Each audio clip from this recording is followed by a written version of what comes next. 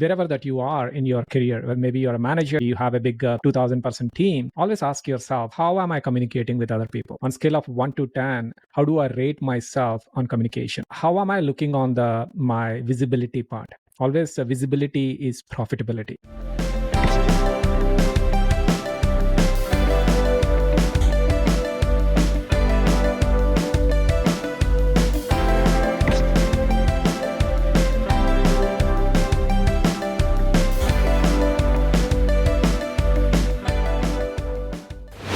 Hello, my friend. Welcome to Bold Conscious Connections. So this channel is dedicated to exploring the journeys of visionary leaders, entrepreneurs, who really dare to follow their dreams, their passions, and create really impactful businesses. So if you're looking to become an entrepreneur or otherwise seeking inspiration to elevate your career, well, you're in the right place, my friend. So on this channel, what I do is we delve into strategies, mindsets, stories behind the success of those that have done this before, like I have. I am so pleased to welcome Vamsi Polimetla. Welcome to Bold Conscious Connections. We've known each other for a few years at our different masterminds and other groups that we belong to.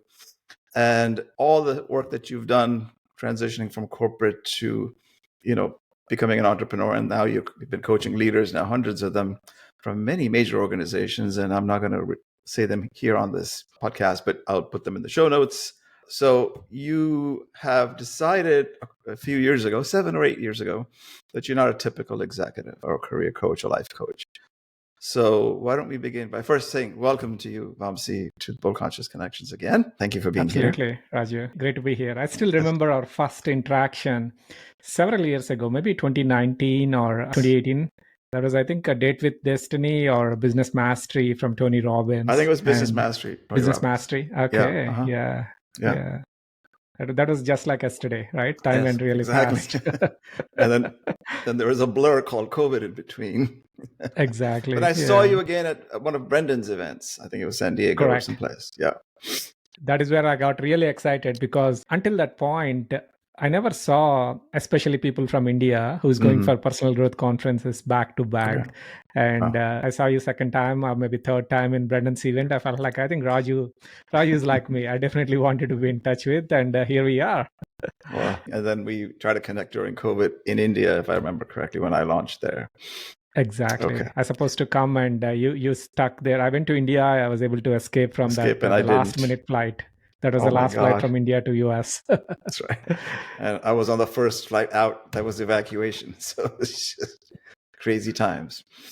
Okay, right. So let's talk about, as you say, you're different. Tell us, first of all, what's guided you to be here to unlock people's full potential, et cetera, helping them do that. And let's go back to who Vamsi was before that. Sure. So a little background about me. I'm originally from India, you know that. And I came from very humble beginnings. I was almost like until my 12th grade, I was in Telugu medium student. English was not even my second language. English was my third language. And suddenly I got into IT, Raju, for I think like maybe it's something, in life, things happen for a reason. I don't know why that happened to me. I jumped into IT and I fell in love with the programming. I fell in love with like everything in the IT. I stayed there for some time and I went to Singapore. From Singapore, I came to US almost, today is January 31st. Today is my 20 years anniversary in the US. Wow. I did not even recollect until now. I was thinking about this like a couple of days ago. 31st was the day I landed in the US, 2005 from Singapore. And here I am. And if you ask me like who is Vamsi behind the scenes, when I'm not coaching, when I'm not like I was not doing programming, I was always a dreamer. And I was always a great storyteller since my childhood. I always used to see the things that not many people are seeing and show them what I saw in terms of stories, in terms of like maybe my writings. So I was that person. And that I think like maybe helped me to create everything in my life. So explore that a little bit more, Vamsi. When you say storytelling and writing, were you writing in your language for people who understood Telugu or whatever the language you spoke besides English? Absolutely. Storytelling was I think, one of the core things. If I dig deep into that, since I was very young, I used to tell like stories. One thing I wanted to share, I think maybe I was in 4th grade or 5th grade. And one of my neighbors' family, they went to vacation to visit Bengal, West Bengal. It's a Calcutta, the city, one of the Which is the capital. metropolitan Yeah. cities in India. And I did not go there, but they came back and they just shared about their experience. The next weekend, I was telling all of my friends about what Calcutta city is. And everybody thought like I was there for that with them. And that was the storytelling, right? So I was reflecting on that. So whatever I saw, I clearly saw that. Fun fact, 2 years ago, me and my entire family went to Calcutta for the very first time in our life. And the city, the way I described almost like maybe 30 years ago when I was younger, it's exactly like that.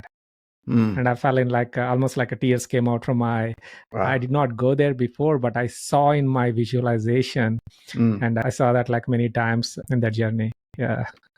Beautiful. So who is Vamsi again in a different context? Who is he really? Not about what you've done in your life and who you're married to, etc., but who is he at the core? At the core, always like a seeking for growth, always seeking for improvements, always seeking for there is more that I think every person should get into. So I see the possibilities that many people are not even like looking right now. And I see why not these people are not stepping into their highest self and try to help them to get there faster. So what about that makes you unique and saying, I can help them? I mean, they want to be helped or they need help. If they ask for help, only then can you help them. But why do you think, first, why is the phenomena such that people don't seem to seek help or to accelerate growth through the work you and I do, coaching? And why is that? Is it just the level of where we are? What's the reason? So many, I think like all of us, we all born equally really with all the equipment, but most of the time we are settling with, very small things. And we have a supercomputer. This is between our ears, Our years, but yeah. unfortunately there is no user manual for that supercomputer. And we are trying to use our input always like determines our output. Sure. Whatever the input that we are giving it, that's exactly what we are going to be getting out from that. And yeah, I experienced this firsthand, Raju, in my life several times. The moment I started changing my input, my output, my results, my performance, everything started changing for me. And I felt like why I'm not sharing this magic sauce, this formula with other people. And I started doing this with my very, very close friends, and they started noticing the results. And at that point, I thought like I wanted to be doing more of this with my time in this planet, and I started doing that. Good. Well, you almost sound like the guy, my other mentor, Sadhguru, who he said, yeah, we don't have a user manual for life. So yeah. So I guess I'll give him credit for that one too. So, Absolutely. there are always turning points in our lives that bring us to where we are in the moment. Now, you could have another turning point tomorrow to go somewhere else or do other things. What was it for you that you came from Singapore, you had the job, etc.? But again, in the context of doing things in life, but just, yes, there's a turning point. And you must have had many more than one, but let's talk about one or two. Absolutely. Yeah, many turning points in my life. Even just this week I had one turning point, but I wanted to share about one major, I would say. We all have majors and minors. The major one, Raju, is me quitting my job. And quitting my job and going into something that I believe that maybe I wanted to be doing. And that is the reason that I'm here in this term, is the biggest turning point. I wanted to share a couple of things happened around that time that will help, I think, whoever is maybe thinking about you wanted to transition into a new job, maybe you wanted to seek your calling. That the very first thing I realized, my job in the corporate was very, very comfortable. I was there in that company for almost 15 years. I was getting paid well, getting like a lot of recognition from the management and all the leaders in the organizations. I was in a path to become really in a big position. So there is nothing wrong with the corporate. I did not quit job because it was painful. I was truly enjoying it. But at the same time, I asked myself why I'm wasting my time just serving maybe people who are within these four walls. Why can't I expand myself doing it outside? I started my coaching business on the side. And at that time, I was really, really, creating results for my clients, Raju. Yeah. ask myself, what is that like a 20% of the work that I'm doing that is giving me the most satisfaction? Yes. And I reflected back for a couple of weeks, couple of months, and I noticed that the maximum satisfaction I'm getting it from my coaching, not from my career. Correct. And also ask myself, where am I putting my heart and full effort? Until I started my business, I was putting everything, every ounce of energy that I had towards my corporate career. Sure. The moment I started my coaching journey, I started putting like 50% of my effort into corporate and maybe the remaining all into my coaching. But I was still making the same results, getting that from the corporate. Mm-hmm. And I asked myself, like, I think I'm kidding myself. Why I'm not like really honest with myself? Because I'm not giving my 100% to the The company. job Mm-hmm. and nobody's noticing it. Not like maybe single person came and say, hey, Vamsi, you're not that present. Nobody, even if I stayed there for 5 more years, nobody would have noticed that because I created that thing. But I know when nobody's watching, I'm asking myself, am I really doing the right thing? And the answer is no. So I can't teach somebody what I'm not doing. And at the time, I just quit my job. And everyone around me had said, like, Vamsi, you are making the biggest mistake of your life. Sure. You are right in the path to become somebody in the corporate. And at the same time, Raju, my wife got diagnosed with cancer exactly the same weekend. And so many things going on. And every single thing I took it, I think God is trying to test me. Test my will, test my path. Sure. And my wife also, I'm super grateful. She supported me. She said, like, I think I have full confidence and go for it. And I was the only one bread maker at home.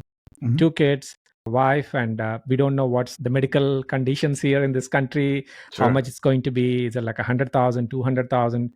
No idea. But I just like said, no, I'm done with this. And I went all in. I think that's like biggest, pivotal moments, Beautiful. I could say.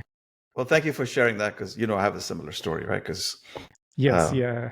So you just preempted my question. So you already answered that. But so, did you have the support of your family and wife? So clearly you said you did, and it didn't matter perhaps where your next, mortgage was going to come from. Maybe that wasn't so bad for you, but it can be anything, right? So, but I was going to say, how did you work through it? And I think what you've just said is it's the support that makes us make it, right? So, but something inside of you while you had the side hustle told you that your alignment was in a different direction, right? So you followed your hunch, if you will, or actually more than hunch, it was real for you. I suppose that came from making the impact with the leaders you were working with. What types of people were with you in the very beginning who wanted your coaching, if you will? Absolutely. In the beginning, I had no idea how to run a business. I had no idea like how I can make this as a full-time living. The only reason that I started coaching Raju was I was spending more than what I'm making from my corporate job on my personal growth. Got it. That was your sort of benchmark to say, okay, if I can cross that hurdle, yeah, I'll be okay. Yeah. So my goal initially was when I was in the corporate, I'm making X number of dollars, but I'm spending almost X plus 2, X plus 3 on my personal growth. And I wanted to balance that out. At least I wanted to start something sharing. That is where I started feeling that this is more than making money. This is more than an opportunity to change somebody's life, change somebody's not just one person's life, the entire generation's life. And those things really, really stuck in me. And, once you are 100% committed, universe is going to be supporting your journey. I think that's exactly what happened. I said, I'm going to go all in. I'm not going to be looking back 3 months from now, 6 months from now. Do I need to go back to corporate? Not even single time I had a thought of going back to corporate. Right. That's that great. was, I think, I'm super grateful for that alignment. Well, two things I've noticed, you post about this, and I think so do I. You spend X hundred, whatever, $500,000 or more on your personal growth. And because I'm much older than you, I've probably spent over $1 million, 42 years running every single year. And we spend a lot of money on the business mastery and other things. So because we are so focused on growth, you might borrow money to go into a thing because your growth is super important. So on that, and the other thing you said is there is no such thing as 90% commitment. It's 100% or nothing, right? So 90 equals 0. So I know that, you know that. Can you explain that to our listeners who are sitting on the fence, probably? Absolutely, absolutely. Just an example, I think like stories will stick in your mind. Yeah. Let's say you're going on, you went to a big mall, Raju, and there are like maybe other five, six, maybe 1,000 people in the mall walking along with you. Somebody from very far, they call Raju. Yeah. Do you immediately turn it back, Turn around. turn Yeah. your head? Absolutely, right? Because every cell in your body believes that you are Raju. Mm-hmm. If you bring the same certainty towards the anything that we are doing, there is no way that you're going to be missing that. Yeah. If there is like a 90% chance that maybe you are in, but the 10% that's doubt, this uncertainty that is like still in your mind, chances of you're going to be dropping the ball. One other Yep. example I wanted to share is, let's say, are you vegetarian or non-vegetarian? I'm kind of mixed. I don't. Yeah, Mix. Okay, sure. Yeah. Let's say like somebody is pure vegetarian, Mm-hmm. right? So they never touch meat, and when somebody invite them for a dinner, Yeah. and they say like, "Hey, do you want to taste some chicken?" Mhm. And they're going to say, "I'm vegetarian. I don't eat non-vegetarian at all. I right. don't eat meat." Mm-hmm. Whereas somebody 90% committed, you know what, today is Friday, I'm not supposed to be eating chicken That's today. right. And just say, if I ask you one more time, hey, this is like a best chicken I ever made. That's right. I Yeah. think you should try. The person mind Sure. will say, I think go and try. That's Right. right. So Mhm. it's like a 90% commitment. Mhm. Whereas 100%, it's the same with the smoker, same with alcoholic, Absolutely. anything. Yeah. It's same in the career as well. Yeah. So it's we've probably gone to the same types of people like Tony. We know we have, and so does Brendan. But others, I think what you just said is if you don't burn the boats behind you, you think you have let's say a job back there you can always go back to. If you begin with that, chances are you will never be all in to whatever you want to pursue, right? So that's the point. And you did that, I did that because we didn't ever look back. So it's not easy. That's the first thing, right? It is not easy because there is always a temptation, somebody offering you a job, somebody offering you something. That is not to say you wouldn't do consulting. That's okay because that's on your own. But getting that paycheck again, that there's comfort in that paycheck, right? So can you speak to that a little bit? When you were in your technology roles, for example, was there initially a comfort like, okay, I have these skills, I can easily transition them to my business? Yeah, absolutely.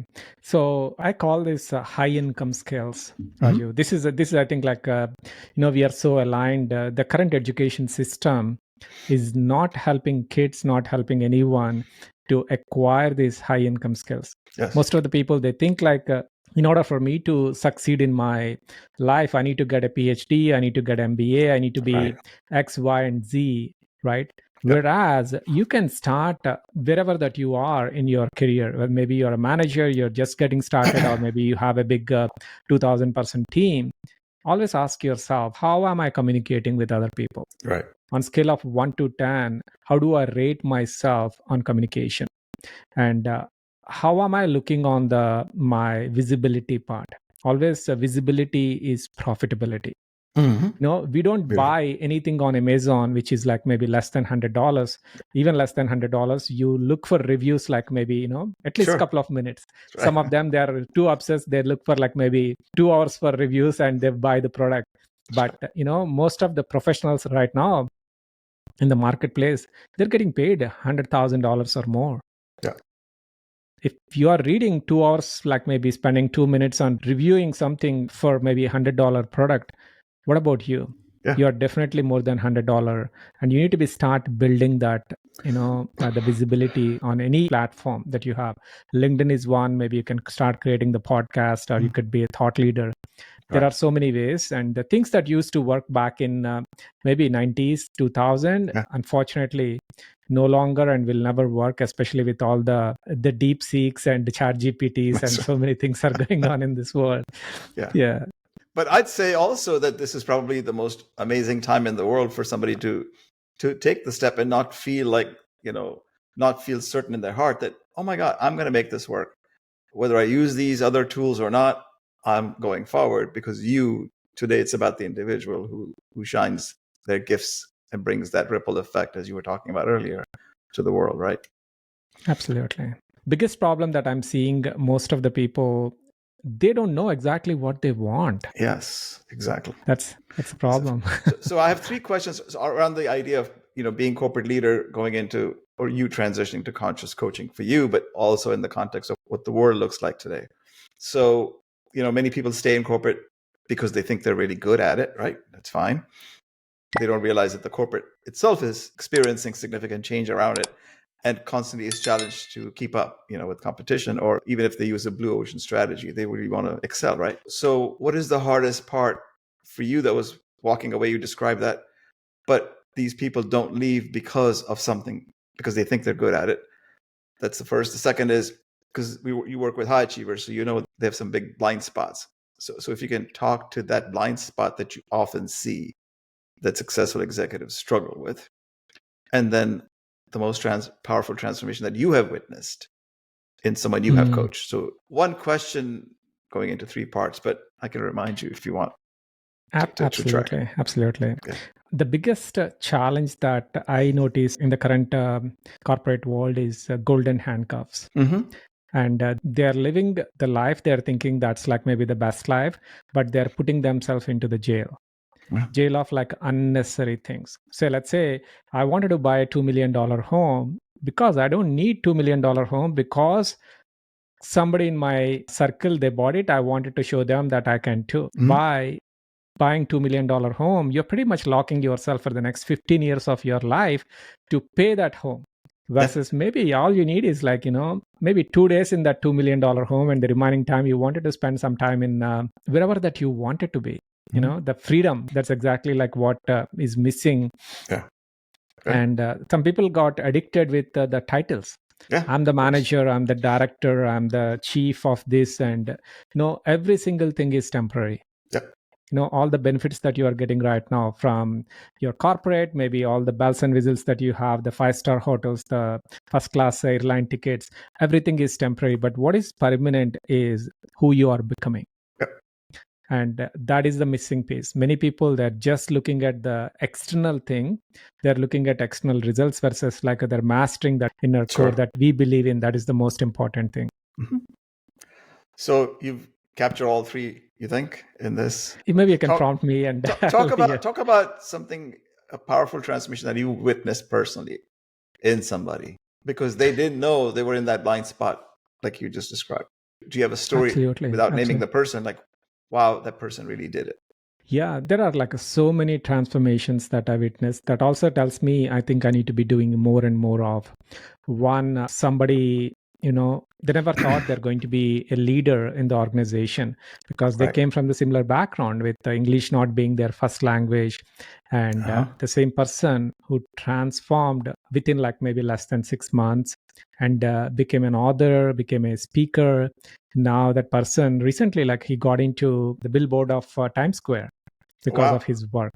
Now, awesome. Everything happened in like in about 6 months. Now, the person is getting invited on speaking on many stages. Did I do anything? Absolutely not.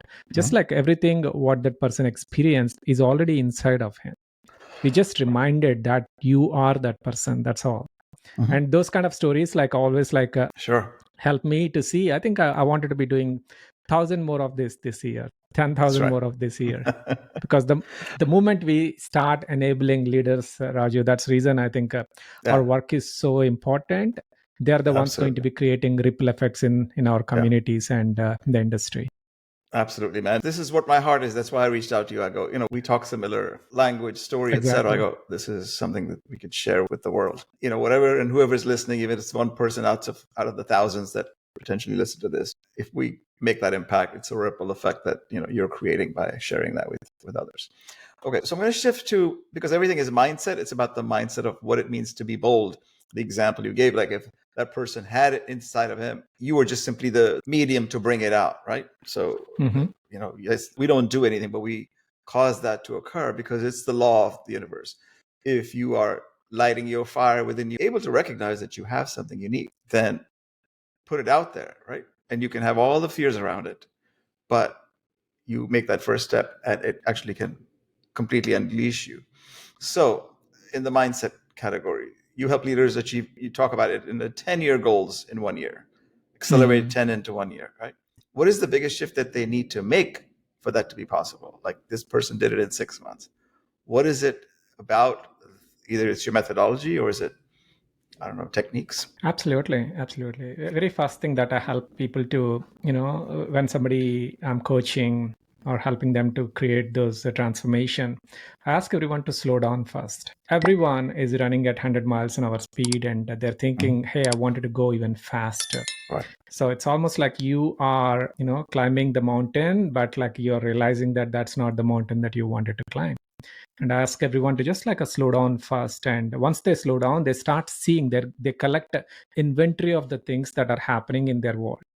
The moment they notice that, you know what, I'm putting all my focus on wrong areas right now. Then once they understand that, I ask them to create their long-term plan. Most of the people, they're playing the short term. Yeah. They're working 70 hours a week and ask like, why you are working 7? Because I wanted to become a director. That's all.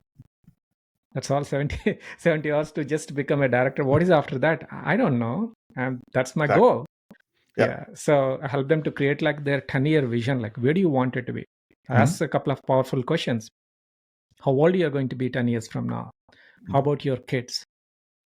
And the moment they start reflecting back, that is where they get like real transformation. You know what? Like in 10 years, I'm going to be 60. Wow, my kids are gone.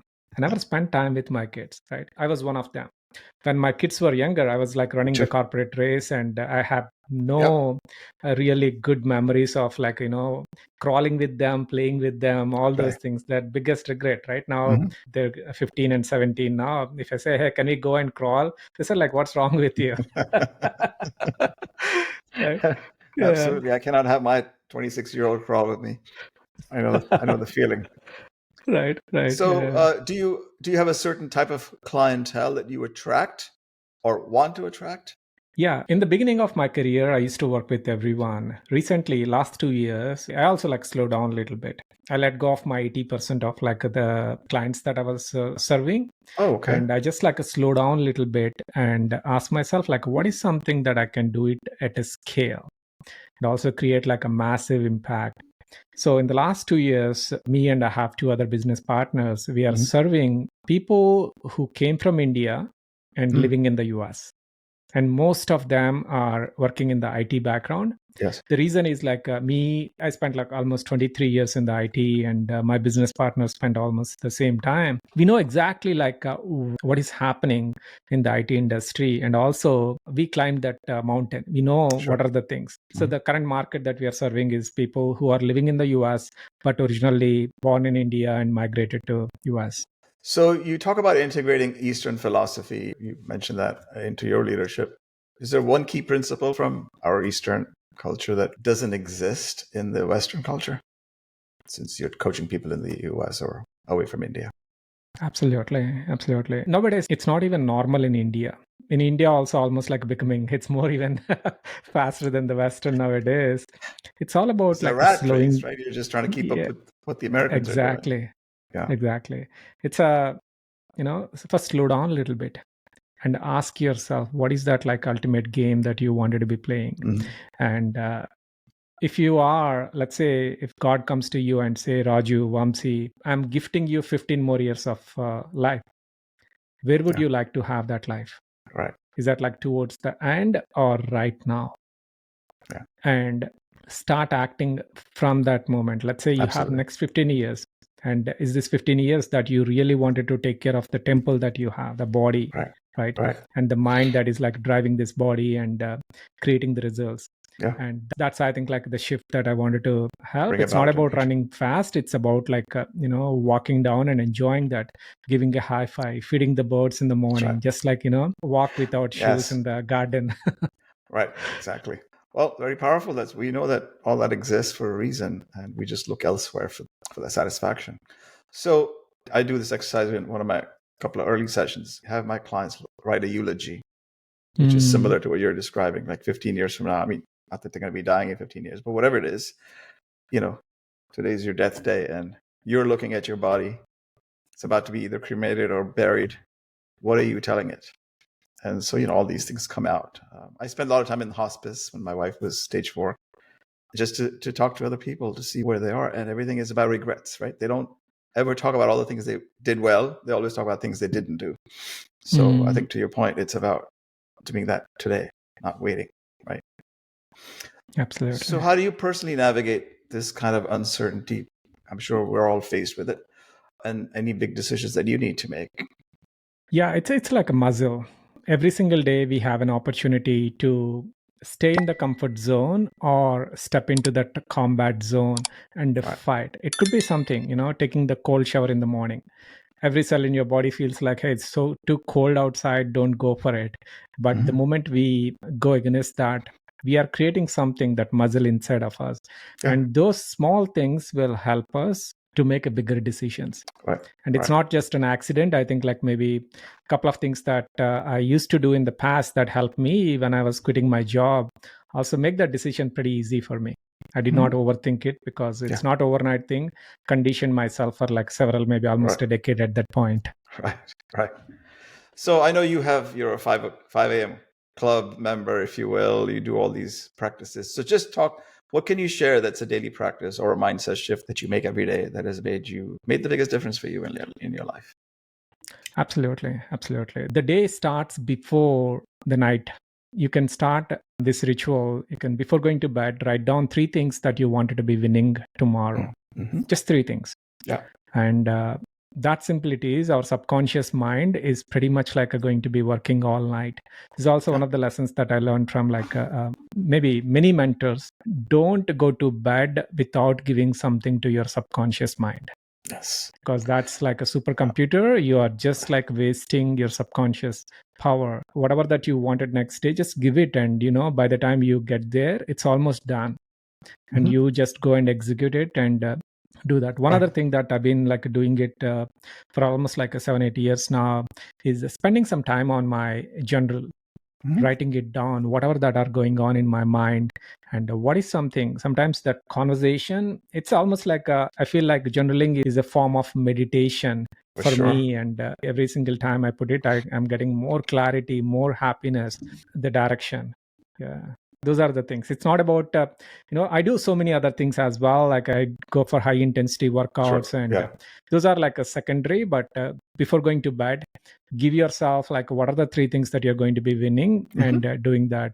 And also one other thing that I do it's just before going to bed, what are the 3 big wins that happened that day, and who are the people that I'm grateful for that night. These are like a pretty basic things. Never go to bed with on angry with anyone. Never go to bed with gap mentality. Oh, I did not have this. Just always go with the gain, so that way you feel full inside, because we don't know tomorrow we are going to be getting up or not, right? So we don't want to go with that gap. It's just funny how we all think that we're going to get up in the morning the next day. So yes, I think these are very powerful, and they may be basic, but hey, we all know that common sense is not common practice either. So while it sounds basic, does anyone do it? That's the question. So that's really, really powerful there, Vamsi. I hope you have some time for rapid fire. There's so many questions I have, but I'm going to have to like compress them in this quick fire. Let's go. Okay. All right. First word that comes to mind when you hear corporate life. Rat race. Okay. One book that shaped how you see leadership today. The Monk Who Sold His Ferrari. Love that book. Love that book.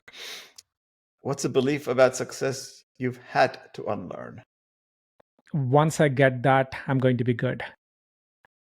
The what if mentality, right? Oh, sorry, if I have that, or when I have that, I will do X, Y, Z.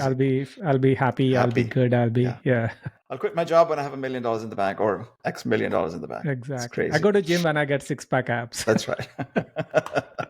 They say that 80% of the abs are made in the kitchen. So I will start doing that first before I go to the gym.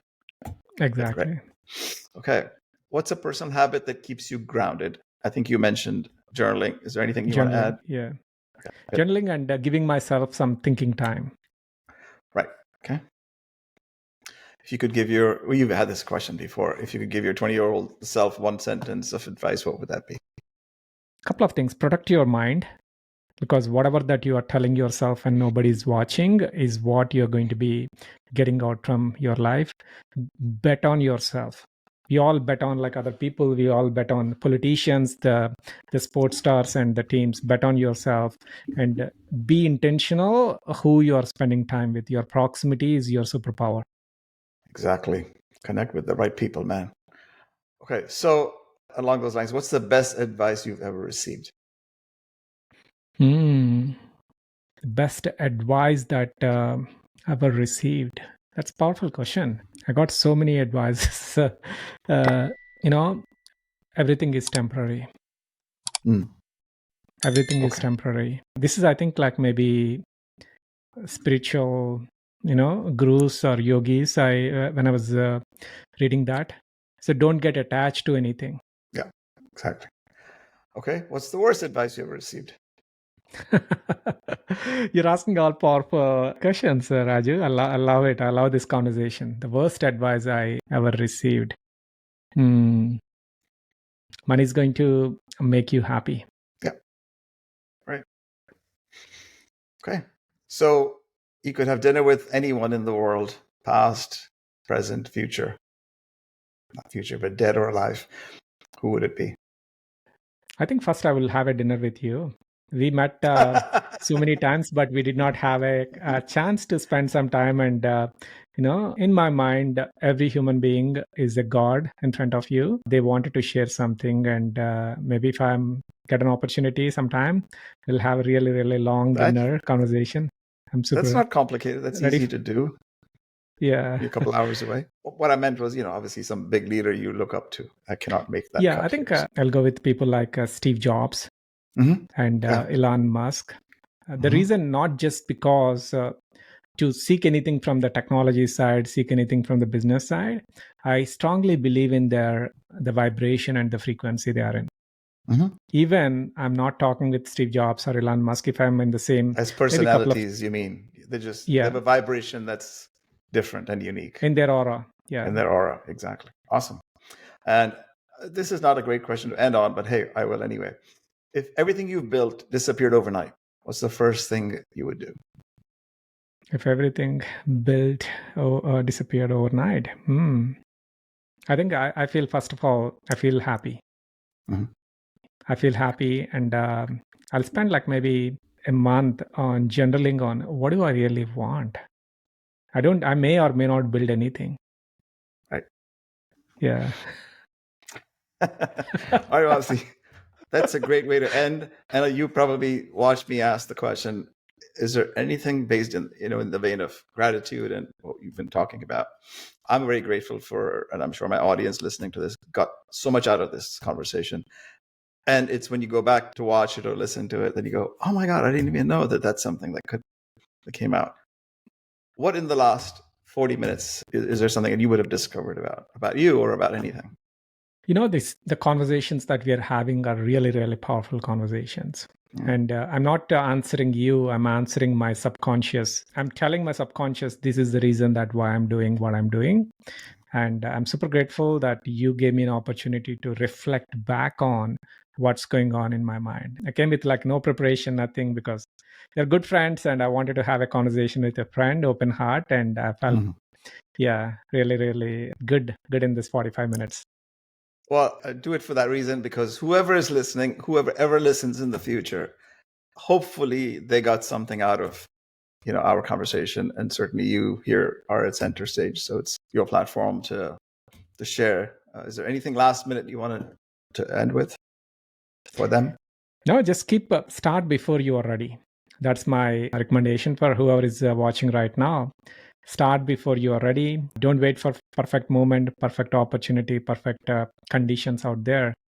The moment you start, everything is going to be okay. And also remember, everything is going to be temporary. The pain, the pleasure, all the things are temporary. Keep moving. That's all. Well, I appreciate this incredibly philosophical conversation, my friend. Absolutely. Appreciate it. Thank you, Vamsi. Thanks for being here. Thank you. Thank you for hosting me. Thank you. Thank you, my friend, for tuning in to another episode of Bold Conscious Connections. If you really enjoyed this episode, give it a thumbs up, please, and subscribe for more inspiring stories and insights from top entrepreneurs and leaders. So that button is right below here. So join our vibrant community of individuals who are out there making a difference. Okay? Stay tuned for more amazing conversation that will inspire and empower you. And until next time, remember, live boldly and consciously, my friend.